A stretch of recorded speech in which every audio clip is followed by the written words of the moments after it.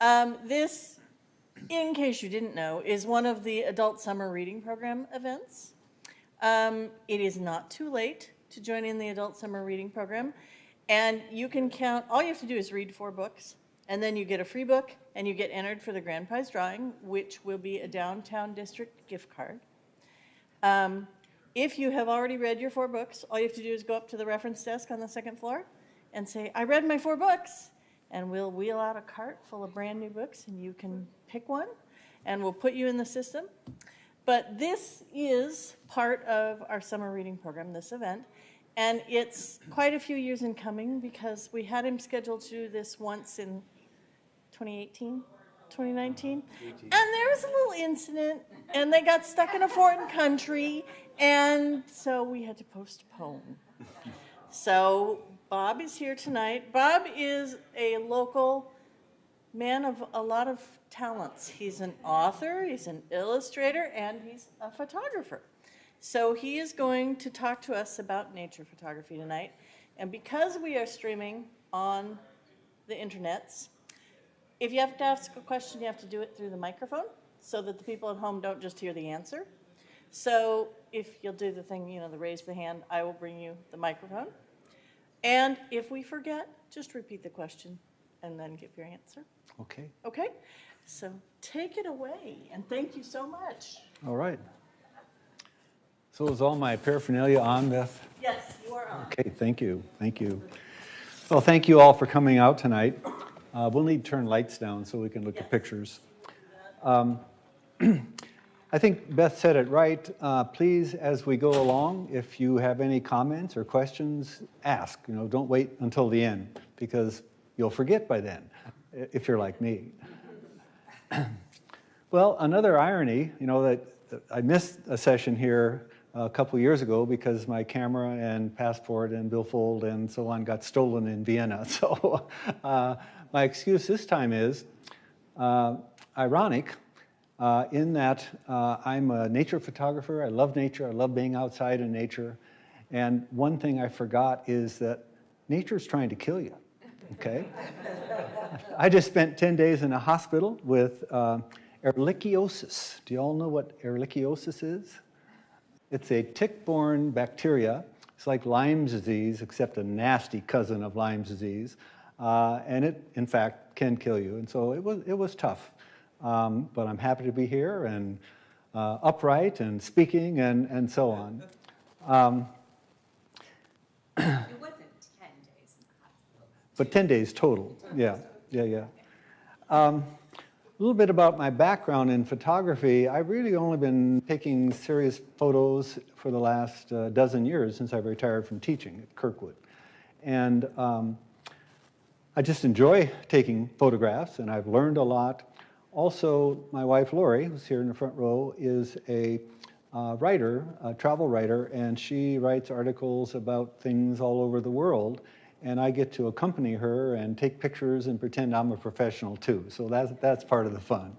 But because of that connection, actually, I belong to a group that she belongs to, which is the Society of American Travel Writers, and there are some really good photographers who belong to that group. And I've learned a lot from them, including the importance of looking at other people's pictures. And I'll talk about that a little bit longer as I go on. But one of the things that's helped me realize, plus looking at a lot of books and photos online and reading National Geographic and so on, I realized, you know, I'm way below that in my capacities. And so I'm not talking about how to be the best photographer and so on.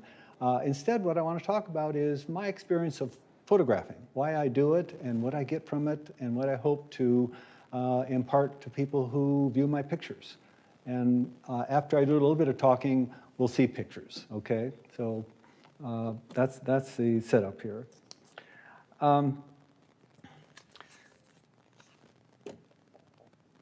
Actually, let me begin with a couple pictures. Okay, how do I do pictures here? With this thing, huh? Whoops, I killed it. There it is. All right.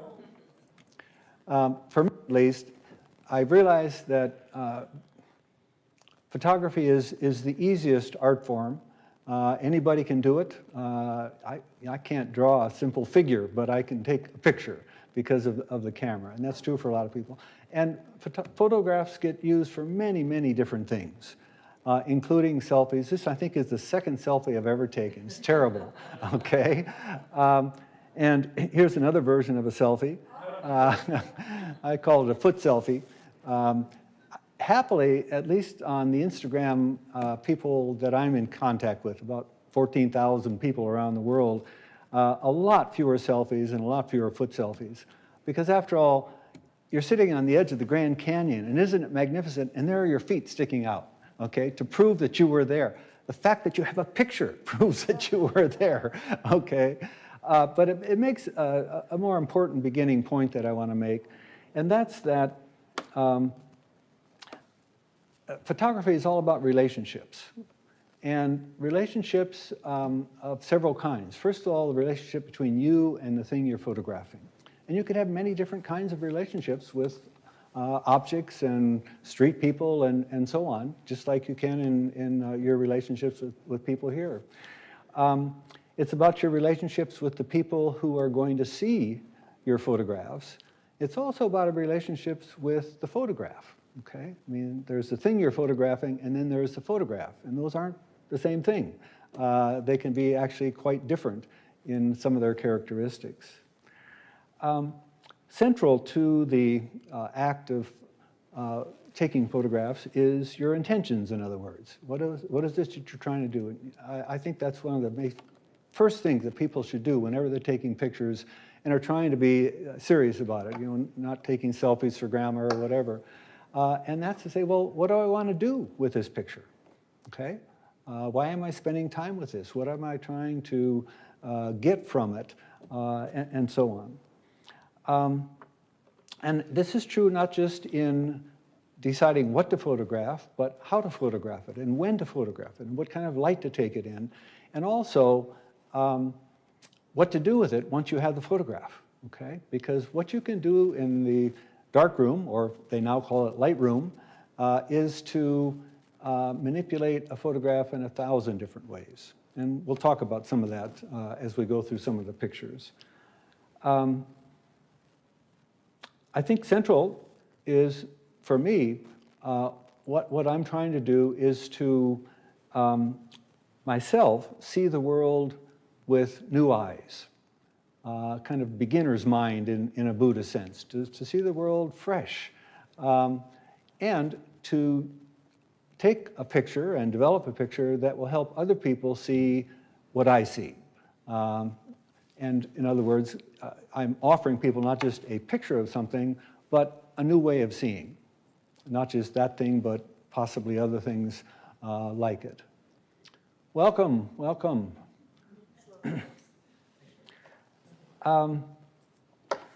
It's very important, of course, what kind of gear you have. I'm not going to talk about gear. You can do gear until the cows come home and spend lots of money on gear. I've got fairly low-level, beginning-level professional gear, and it works fine for me. But you can go way up from there and spend a lot more money. I mean, for example, you've seen people taking bird pictures with their 600-millimeter lenses, you know, those big babies. Fantastic pictures. I can't get those. I'll have a few bird pictures to show, but they're taken with a much smaller lens. So gear can help make pictures. These cameras are getting better all the time. And you can get some very, very nice pictures. My perspective is they're especially helpful and maybe only really helpful in close-ups of people and works of art and so on.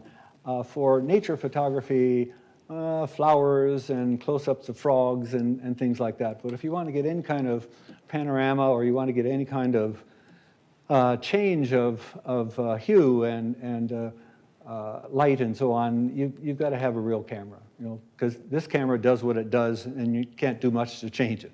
And I'm not putting them down. I think they're wonderful to have under a lot of circumstances. One of the things that happens a lot in Photoshop, it's very, very tempting, is to take a picture with a lot of color and add color to it. And I'm not against coloring some, but people saturate pictures with color to the point where you don't really recognize what it was that they were photographing, what it was like. What they're doing is putting something on display that's going to catch your eye, but not, I think, really do the kind of thing that I have in mind. For me, I think the best way to talk about what I'm trying to do in photography is a kind of meditation. Goal of meditation is to let go, to lose control, and to decenter the ego, to get yourself out of the middle of that experience. And I think that's the best description of what I'm trying to do, at least some of the time when I photograph. Now, losing control, well, no, you have to control for all the different variables of a situation. But if you practice that enough, it becomes almost second nature. You don't have to think much about it. You can really try to enhance your experience with whatever it is that you're photographing. And so, given that perspective, what I think I'm trying to do is to enhance my experience, to see the world in a way that I didn't before. And it can happen with the simplest things, as I'll show you some pictures as we go through those. A few suggestions about landscapes, because I know a lot of you like to take landscapes. First is, a wide angle really is crucial. And my camera has a multiple lens. It goes from up close to far. And when it's in a certain configuration, it's a wide angle. Not as much as a full wide angle camera, but a lot of camera lenses are like that. I think, though, what a lot of people do when they take landscape photographs is they try to get it all, okay? And I think that's often, in fact, usually a big mistake. I think the more important tools are focus and cropping. I talk to a lot of people on Instagram, and that's one of the common things that I suggest to people. Well, maybe if you crop it this way. And often people will write back and say, boy, that's a great suggestion. Okay, and their pictures then change for the better as a result of that one activity. Interesting, you all know National Geographic has fantastic photos of all sorts. And a typical photo shoot by a National Geographic person can include 5,000 to 10,000 shots, just from one shoot. There was a National Geographic photographer in northern Minnesota, I think it was near Ely, who decided, okay, I'm going to step out of that role and try something different. I'm going to sit in one spot and take one picture a day. And it's the most fabulous picture book you'll ever see. I mean, it's just marvelous what he saw coming, into his field of vision because of the light, because of the animals and, different trees and insects and so on. So even those guys can shoot just one picture a day if you got the right one. Light, of course, is absolutely essential. One of the things you need to know before you go for a shoot is when is a particular kind of light going to be there. It makes all the difference. You can take pictures in any light. You can Photoshop pictures taken in any light. But if you want the really sweet tones of dawn and dusk, of sunrise and sunset, you got to know when that is. And unfortunately, in the summer, when it's so nice, that's early. Tonight, I don't know if you know, is the largest, what do they call it? Not great moon? Supermoon of the year. And this is a year of supermoons. I think going to be 4 or 5 of them. So if you get a chance, I think it's going to be clear. Get out and see it.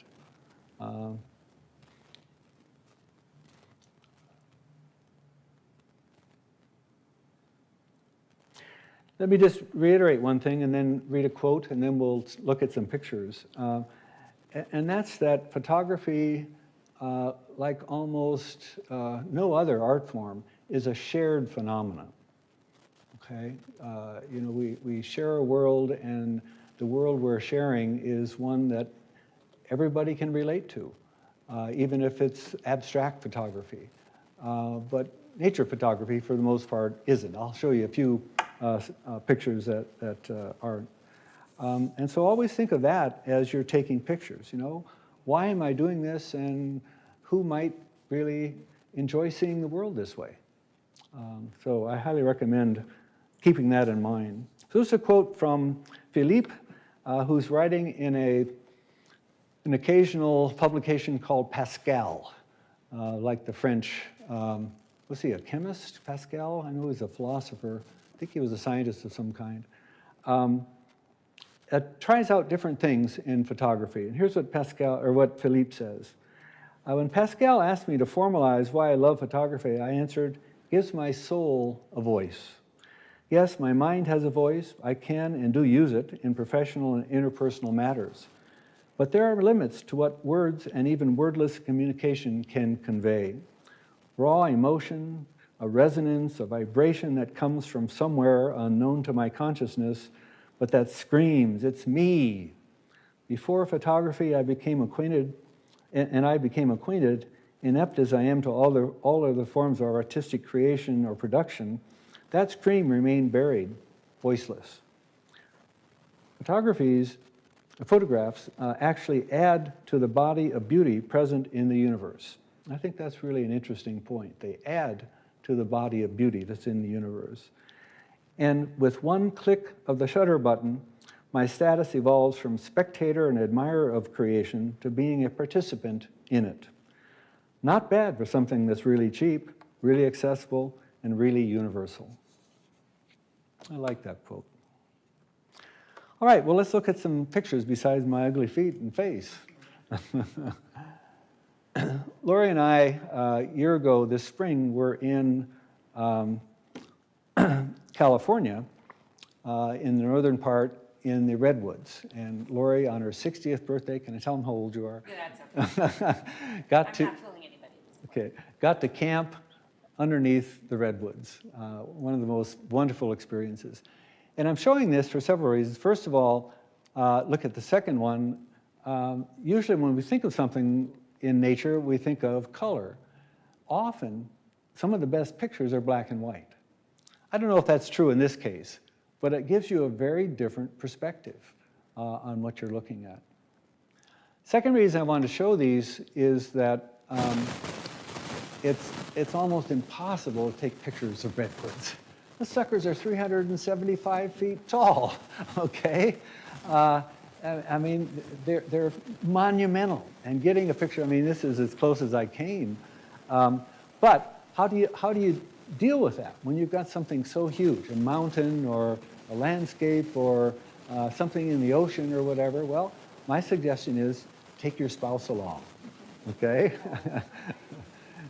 She provides, you know, scale and framing. And I did it in various ways. Poor Lori.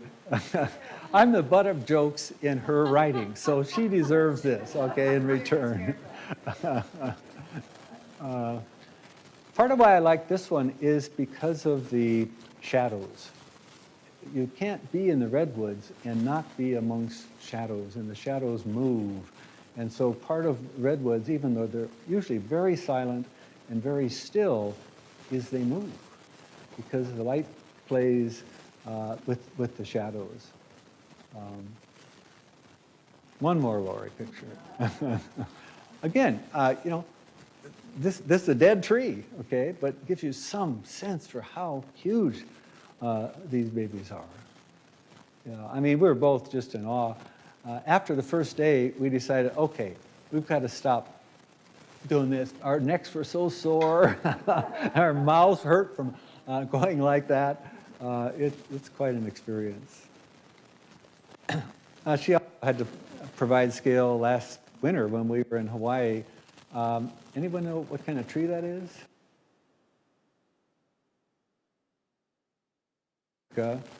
Now populating, maybe overpopulating in Hawaii.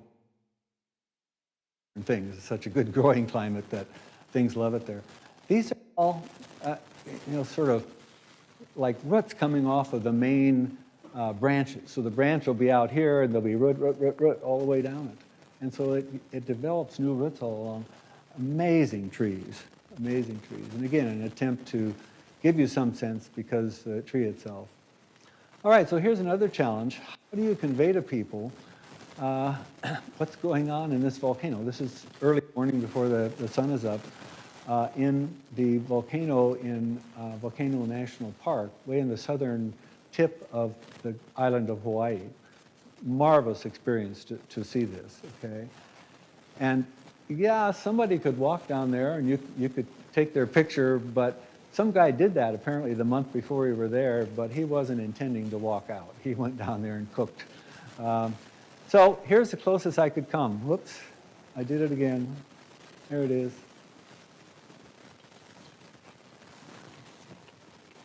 Okay.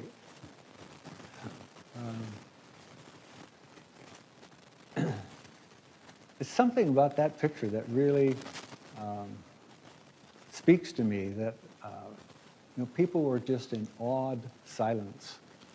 And the glow is just from those coals on. This was not a super active volcano, but even as big as it was just remarkable to see. During the day, it's not much, some smoke. So you have to get there at the right time. And sometimes the right light is no light at all. And that's the case here.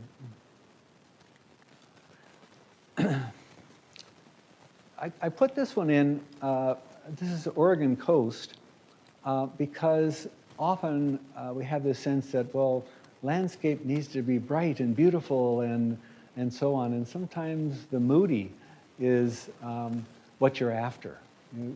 That's the experience, that it puts you in a mood because it is such a strong mood itself.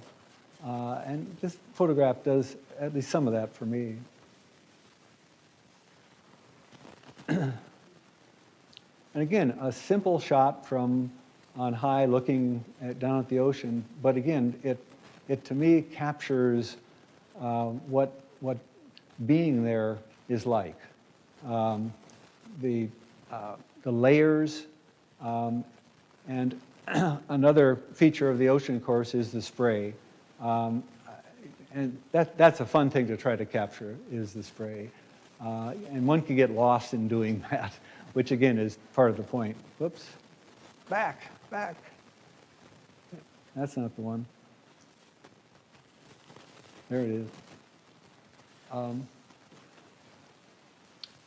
Again, you can wait for a clear day or for the fog to clear out, but much of what the place about is the fog. And I just love that goose down there. That really helps to make the scene.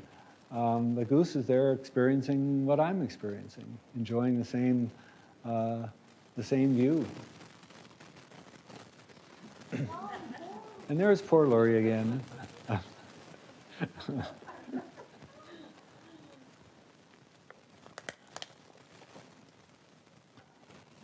I had to throw that one in. The red hat is a wonderful prop. And she loves the ocean. I mean, I could hardly get her away. And I threw this one in because of the clouds kind of framing the picture, giving you a sense of finitude, even though it goes on as far as the eye can see. Okay, this is one of those shots that I've been accused of color rating. And oh, surely you doctored this. No. This is in Lake Kabetogama, okay, which is in Voyageurs National Park in far north Minnesota. It's about 6,000 miles from here. If you ever try to drive it, plan for a long drive. And the sunrise just, it was so captivating, but it got even better. Lori loves to kayak, and she found some old kayaks, and it changes the mood, I think, because all of a sudden you're in it. You're not just an observer, through Lori. And It was a marvelous morning.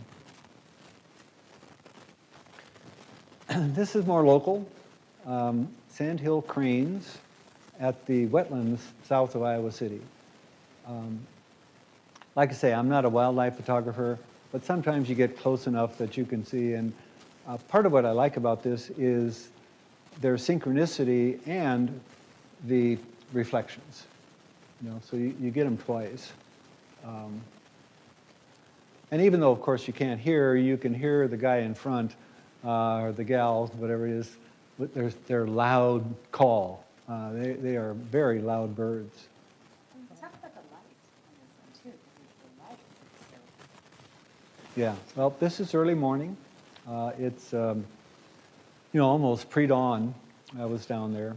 Just enough light to, you know, to cover. And so you get this silver effect on this blue water, or green water down there. Last winter, as I mentioned, we were in Alaska, and some of the hardest photography I've ever done is try and take pictures of the northern lights. Because, at least with my camera, if you take a picture of the light, you don't get anything, okay? It's got to have something to focus on, and it can't focus on the light. So we found a spot where there were trees to see it. It really added to the experience. And I got some lovely shots. And again, these are, I mean, Lori was willing, okay? If you know Lori, it's amazing. She was willing to get up every half hour to go outside of our cabin to see if the lights were out, okay? You know, at 0 degrees or whatever the temperature was, because it's just mesmerizing. Alaska? Yeah, in Fairbanks. Yeah. People in the cabin next to us were from Mexico, living in Los Angeles, up there taking pictures of the northern lights. I mean, that's how infamous, in a sense, they are. It was wonderful.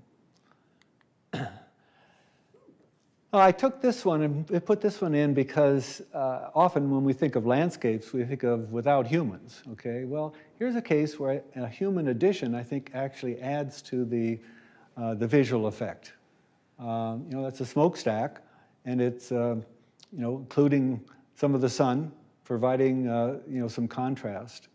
And Fairbanks is not very picturesque. I mean, it's a boreal forest, just plain old trees and snow. Like this.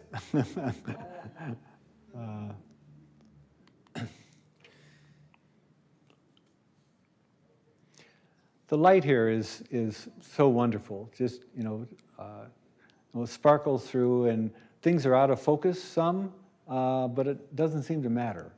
You know, it's you can put yourself in this place. Now, this is the only borrowed picture in my slideshow because it makes a hugely important point, and that's the magic of getting motion, okay? This is dogs from the Iditarod from one year. They were in a museum, so I had to take this picture. But talk about motion. If you've been around sled dogs, okay, there they are. Lori and I went out on the sled dogs. These dogs love to run. They love to pull. They bark and they pull and so on. And I think I did a pretty good job of giving you a sense for what this is about. You know, you know, the energy, the steam coming off these animals. They're so pumped up. It's just a wonderful experience. So if you ever go to Alaska, you have plenty of months to dog sled. And a lot of people do it. It's quite an experience. Let me go back if I can, yeah. This is from the wetlands south of Iowa City, trying to give, again, a sense of motion. And it really helps that they have their wings in different configurations. And again, this is in a you know, early morning light, so you get the silhouettes. Then these guys, I don't know how many of you were out this spring, but we had pelicans galore in Iowa City. This is Terry Trueblood Lake. And again, having the wings in different configurations, I think, helps to give you a sense of motion. I don't take many videos because it's hard to put a very long video on Instagram or Facebook. You know, they cut you off pretty fast. So I do this instead.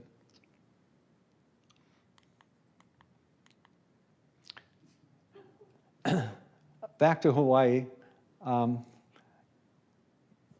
me, this photo really sort of sums up what this guy's about. You know, just intense and colorful, and you know, the beauty is just overwhelming. And he was just sitting in a box, and I just came along and happened to see him and took it. And it's really one of the points I want to make, is that so much of photography is serendipity. It's a matter of being in the right place at the right time, or being aware of what's going on. That's part of the meditation metaphor. This guy, we were in the Rockies last spring, and he just popped out of the woods. I don't know if it's a he or she, maybe a she, just a calf anyway. Shows you how wonderfully ugly they are. I just love moose. Here's a serendipity case. We were down on the shore, and I was taking pictures of waves and so on. And this one happened, and it just blew me away. I mean, I was just totally mesmerized by the photograph, you know, because, you know, the wave disappeared soon. But I was staring at the camera, and it, you know, things came together.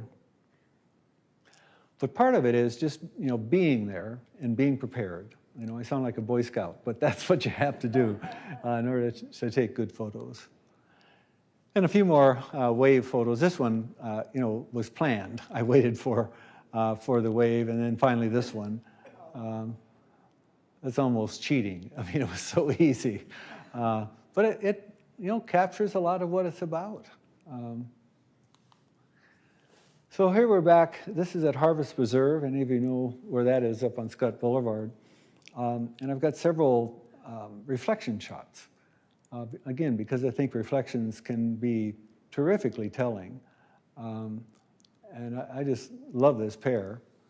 They decided not to have babies there, but I think they went down to the river and had plenty. But here's another one. The goose actually is in focus. The other things are, you know, seem out of focus. Like I say, one of the things you do sometimes in photography is take abstracts. And, you know, if I didn't know where this was and what it was, a lot of people have asked me, well, what is that? Okay, what's going on there? And there's another shot of the same building in the water. This is autumn at Harvest Preserve. I like it in part because of the layers of air. You know, you have fairly clear air in the near ground. In the background, you've got, you know, pretty foggy early morning air. And also, one of the things that I've discovered that's really helpful is that in taking sunrises and sunsets, often the best shots are looking the other way. Okay, so here's the sunrise. All right, you're seeing it in the grass and the trees and so on. Sometimes the close-ups, the macros, can be wonderful landscapes, but they're landscapes of their own, different landscapes than we usually think of when we look at things like the previous picture, but it's so important. Sometimes a little photographic trickery is a good thing, okay? If you set it up so that you're shooting very slowly with flowing water like this, you get this smooth effect. And it's fun to do that. And I think it shows something about the water. You see the pattern more, and you get the contrast of the colors and the light. I've got another one in a minute here. This is the wetland south of Iowa City again. Yeah, this is, where were these shots, Lori? This is in, come on, we were just there. We travel too much.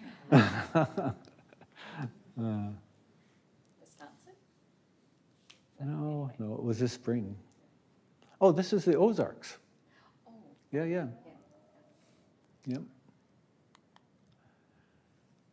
Yep. Sometimes naked sunrises or sunsets, are terrific, and I think this is a good one. But I found more and more having a tree or a farmhouse or something in it, like the Northern Lights, really helps to give you contrast and different colors and so on. This is the same sunset, but with a different kind of picture. I mean, I could have gotten lots of color. Instead, I've got mainly this sun over the water, over the lake. This is in eastern Colorado. Anybody know where that is? City Park. You don't have to go far to see it. City Park has some wonderful views, and of course you can see lots of geese down there if you like geese. Yeah. So here's another example of the sunrise on a building, just an old farm building. And I put this one up because, again, it's a macro landscape, and the woods are full of such things, and the prairies are full of such things. And I left the shadow on this one. I think it adds to it. I took it off at one point and decided to stick it back on. It helps to create the mood that I'm after.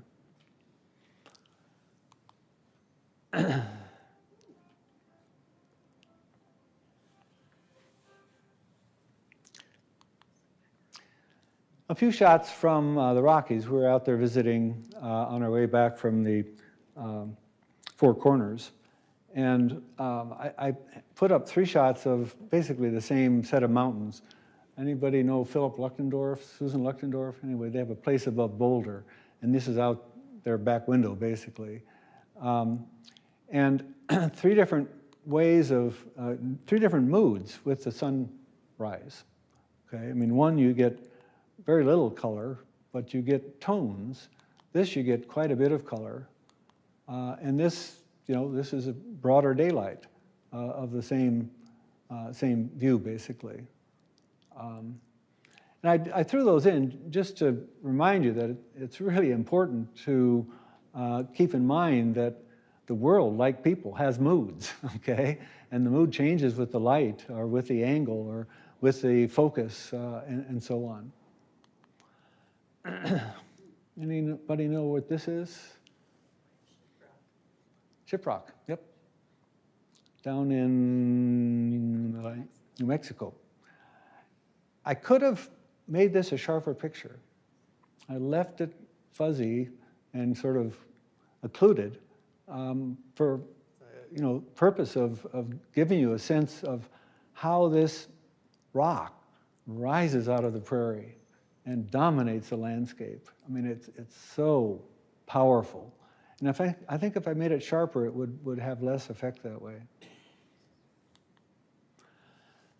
This is in Canyon de Chelly, which is in Arizona, right? And this very monumental feature of Canyon de Chelly, and I'm showing you this because I want to show you the next one. What is that called? It's the spider rock. Okay, these things all have names. Canyon de Chelly, you can drive on either side. It's a very narrow canyon.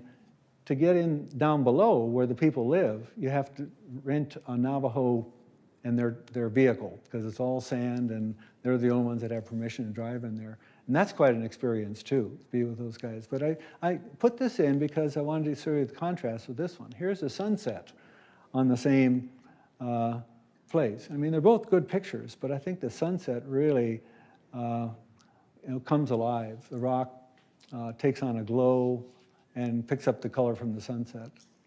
Tell the story about the people we met there, the brothers who were scattering ashes. Oh, yeah. Were they from California? I think they were. Tennessee. 2 brothers. You want me to tell the story? Yeah, why don't you tell the story? Use the podium mic. Yeah. Oh, it's just a wonderful piece of serendipity. So we're standing at this overlook at sunset, and there were two brothers who showed up, and they're from Tennessee, and they'd driven in a red convertible all the way from Tennessee, and they were scattering the one man's wife's ashes, and they had driven all the way from Tennessee just to do that. These two brothers, they were probably 75, and it was so, in some ways, they felt like we were intruding on their private space. Mm-hmm. But also, it was like this incredible sacred moment in this beautiful, beautiful place. And I asked the guy afterwards, I said, well, why did you come here? And he said, well, it was his wife's choice, and this was the most beautiful place that she'd ever been. So, Yeah. Yeah. And they had tears in their eyes. And it was a moving time. Yeah.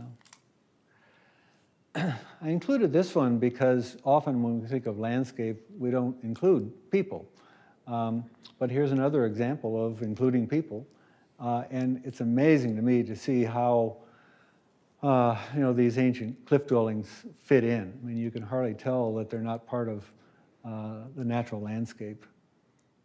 And of course, they use the natural stones because that's what they had. But many of these things lasted for hundreds of years. And then you get this, which is basically the same thing, except there are no human landscapes. But this is an abstract painting, basically, just a wall. And this is when we're down inside of the canyon. I've got two pictures that, to me, really kind of summarize Chaco Canyon and Arches National Park. Okay, and that's that there are guardians at the beginning of Chaco Canyon, and I felt them. I thought they were just remarkable. I mean, they were a little scary. These things are huge. But you can see why they believe this was a valley of the gods, and they built this incredible civilization there. If you ever get a chance, go, but take an old beater car. The road in has 13 miles of the worst road that you'll ever be on, and the road out is 23 miles of the worst road you'll ever be on. Just one little correction. Chaco Canyon is in New Mexico, not Arizona. Canyon de Chelly is in. Oh, I thought you said this was Chaco. This is Chaco, yeah, sorry. And you're from New Mexico, so you know. Stick up for the state. And then finally, this is Arches, the guardians that are there. And it too is a holy place because of that. I thought I'd end with a couple of local pictures. Actually, they're not so local. This is a cactus flower, okay? And this is what we're used to, the bright, fancy flowers, and I love them. I mean, I just love these cactus flowers. They are spectacular. But this is a cactus flower as well. That's as big as they get.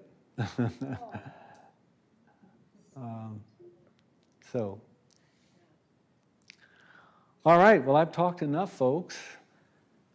What comments would you like to make? And remember, I have a microphone. I hope this is on, Bond. I don't hear it. Now it might be on. There we go. I have a question for you. You said that a lot of photography is just sort of happenstance. The moment is there, and you have to have your camera. What else do you carry with you? Do you carry a tripod or a monopod or a walking stick? Or? Sometimes I carry a tripod, but most of the pictures you saw here I did not take with a tripod. Tripods are very cumbersome, and they're best for taking a shot that you know it's going to be there and so on. But So the serendipity. Waves and the water. Pardon? The waves and the smooth water ones, were those with tripods? Yeah, no. Wow. Yeah. Okay. Yeah, you do have to have a steady hand. Yeah. Yeah. Other questions or comments?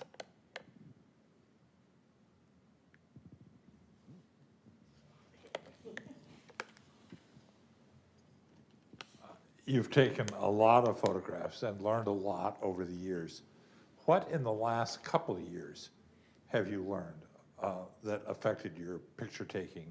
And was it from just experience? Was it other people's experience? Was it reading the literature? I belong to several basically photographic listservs, okay, where people post their photos and say, you know, what comments do you have? How could I improve this? What do you think about this compared to that, and so on. And that's very helpful to hear how other photographers think about their photographs. That's very helpful. And like I say, on Instagram, I see lots and lots of pictures, and you know, there are lots and lots of mediocre ones, but I see people improving. And so then I ask myself, well, why did they improve? You know, what are they doing differently? And like I say, sometimes it's cropping, okay? Sometimes it's getting the selfie out. But sometimes people are beginning to do more work with Photoshop, you know, to take pride in what they're doing. And I think that's maybe the key, John, is that you know, I'm learning about intention, about the importance of being there, being aware. Yeah. So are you not a purist? You do Photoshop some of your photographs? Oh, I Photoshop most of them. Yeah. Okay. Yeah. I'm no good at Photoshop, so I call myself a purist. Whatever comes out of the camera is what I get. Yeah. Yeah. I notice a lot of your photographs have complementary colors. I never really thought about looking at nature, and a lot of times in the mornings when you're out there, there's the blue against the gold, and then flower against, you know, pink against green. So are you aware of that, or is that just something that... I'm becoming more aware of that. Yeah. Yeah. But I think, you know, I had a sense for it. Right. And now I'm becoming a little more, I don't want to get too scientific about it. Right, no. Because, you know, the palette can be mixed in infinite ways. Yeah. Yeah. So you don't tell Lori what color to wear before she... And just another quick question is, do you ever intentionally not take your camera with you so you're more kind of in the moment of a walk or something? Oh, yeah. Or, Oh, yeah, yeah. and then do you regret it afterwards? Sometimes, yeah, sometimes not. Like at Harvest Preserve, I've walked that trail so many times that that's my meditative walk on many mornings. Yeah. Yeah. Yep. What percentage would you say you delete or throw away whatever of what you take? And is that hard? Maybe it gets easier over time. I don't find it hard to delete photographs. You know, there are just so many you can take. I save too many. So I guess it is hard in that sense, but I try to use you know, as many as I can. The problem is I put them in a file in my Word program, or my Gmail, okay? And then I take one every day and put it on Facebook and put it on Instagram. Problem is that file gets bigger and bigger and bigger. I mean, I've got some really nice files way back, you know, 300 sets ago. So that's the problem, is proliferation. Some people post dozen pictures a day, 24 pictures a day, and I think most people don't like that. You know, they get tired of it. They turn you off. In fact, doing one a day may be too many. Well, and the final thing is, I mean, I've seen you, I think, do some cityscapes or peoplescapes, but that's not your main. Right. I mean, when y'all are traveling and you're in a city or something, Yeah. there are some, Yeah. right? Yeah. I love street art, okay? I mean, you know, the murals on the walls and on buildings and so on. Iowa City has such boring ones, you know? God, I see pictures from Barcelona and London and so on. I mean, they're so creative, my God. And we've got kind of Disney figures. They're getting better, but still, yeah.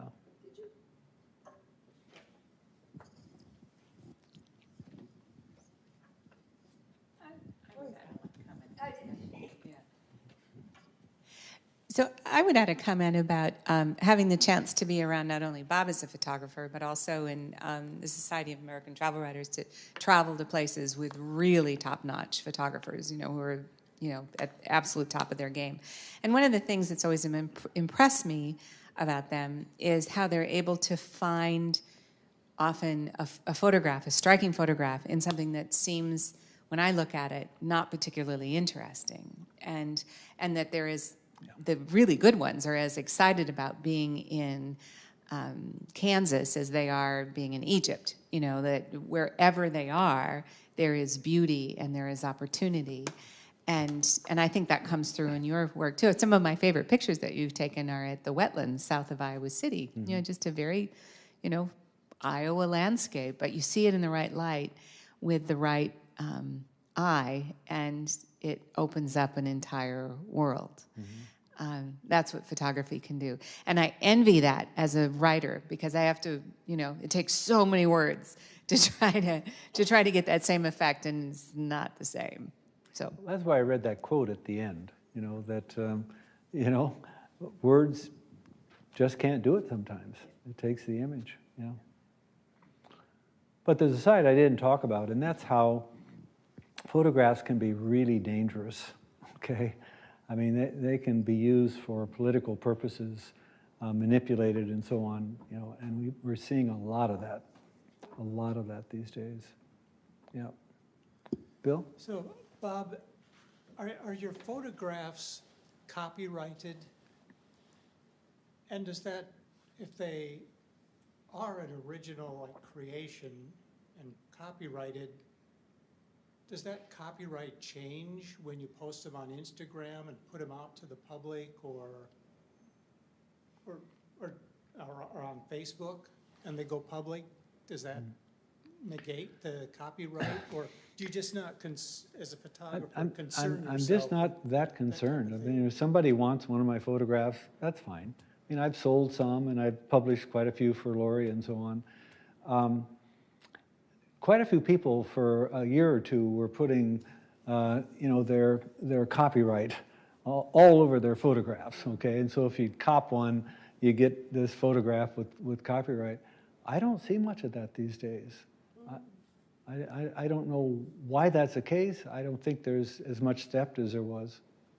Yeah, there are people who, I at first was very aggravated with, because they were putting up photographs that somebody else took. They'd take a nice picture from somewhere and they'd never say whose photograph it was. And so I've started just saying, oh, and who took this picture? Because clearly they didn't, okay? And pretty quickly they get the idea that you need to attribute where you got something. I think that's the important thing. Well, in kind of a related question, do photographers like yourself ever watermark your photos? Some do. Pardon, yeah, go ahead. I think I know more about the copyright issue than Bob does. I think, if I understand it right, the law for both writers and photographers is very much in favor of the creator, and so you don't have to register a copyright. A watermark is just a little manipulation that you could do, and a lot of the really top flight photographers would do that if it's an image that is likely to be used in some kind of commercial way, like for posters or things like that. But I think that if Bob wanted to pursue someone using one of his pictures, he has the original image that has all the data on it, of where it was taken, et cetera. So it wouldn't be hard to prove ownership of it.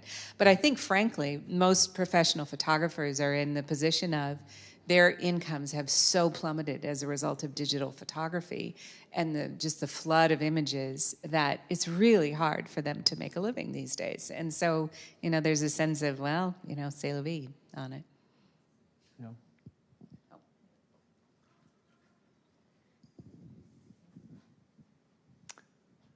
Well, thank you all for coming. I really enjoyed doing this. Thank you so much. Yeah, my pleasure.